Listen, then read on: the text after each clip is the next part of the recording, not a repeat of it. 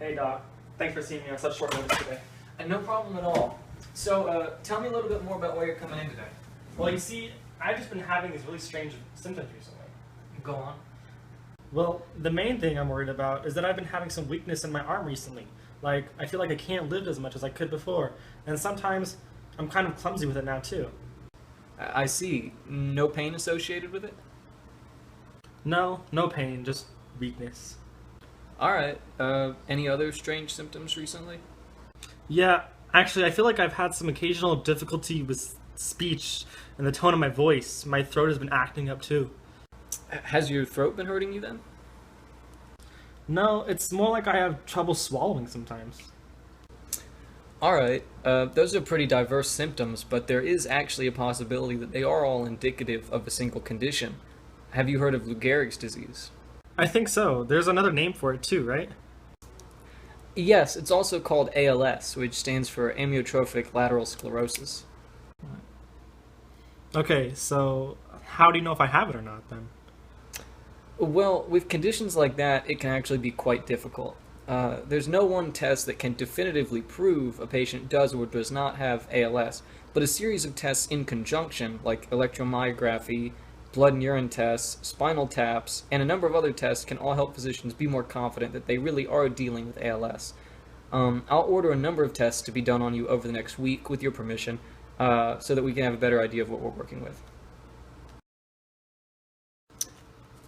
Well, there's no easy way to say this, but the tests we ran seem to strongly suggest that the symptoms you've been experiencing are a result of your developing ALS. Hold on a second, this is crazy. What even is ALS? What does it do to people, and how did I get it? ALS is a very serious disease of the nervous system which causes the destruction of motor neurons. The condition leads to eventual paralysis and muscle failure in those afflicted with it, and there's no effective cure for the condition as of now, although there is medication available which serves to extend the lifespan of victims of the disorder. The speed of the disease's progression varies greatly across individuals, as does the order of the areas that are affected. So, wait, how exactly could just the destruction of some motor neurons cause all of my symptoms? Motor neurons serve as part of the connection between the brain and the muscles. The actual connection between the nervous system and the muscles is called the neuromuscular junction, but without motor neurons to serve as one side of this connection, commands from the brain can't be properly sent to the muscles. Maybe a visual aid would be helpful in understanding how exactly the disease works. The hardest part about explaining the pathophysiology of the disease ALS is that researchers still aren't exactly sure how the disease works. Genetic mutations have been discovered that can induce the disease, and these mutations have been used to study the disease in lab animals, but many patients with ALS don't even have the genetic mutation that causes the disease in other patients. In fact, those that do have the genes that appear to cause ALS are not even the majority of the cases. This seems to suggest that there are several different ways ALS can appear, even though ultimately the effect is the same.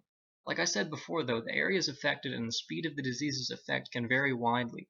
What all forms of ALS have in common though is the destruction of the motor neuron. Since every permutation of ALS wipes out the body's motor neurons, patients afflicted by the disease are still able to experience normal sensory perception as well as unhindered cognitive abilities, but their ability to carry out physical activities is greatly limited by the gradual loss of their ability to control their muscles. Muscles control every physical activity we do, even ones you don't normally think of as being controlled by muscles, like speaking and swallowing. Returning to the question of what might actually cause the condition in the majority of patients, there are a number of debated theories. Some hold that mutant proteins like the copper-zinc enzyme superoxide dismutase, which becomes cytotoxic when misfolded, are the root of the problem, while others argue that an improperly made protein interfering with transcriptional processes is the cause of the disease. Others believe that motor neurons affected by the disease experience abnormally high free radical production during oxidative phosphorylation, and this causes what is essentially hyperaccelerated aging and cell death in the affected neurons. In the end, no one is absolutely positive of precisely what causes ALS in most cases, but there is a great deal of research and funding devoted to answering that question as we speak. Okay, I guess that makes sense. With a diagnosis this serious, I think I might want to get a second opinion from another neurologist as well. Of course, that is actually the course of action that is recommended for patients in positions like yourself.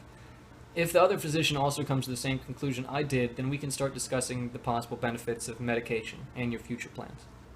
Okay, thank you for your time, doctor.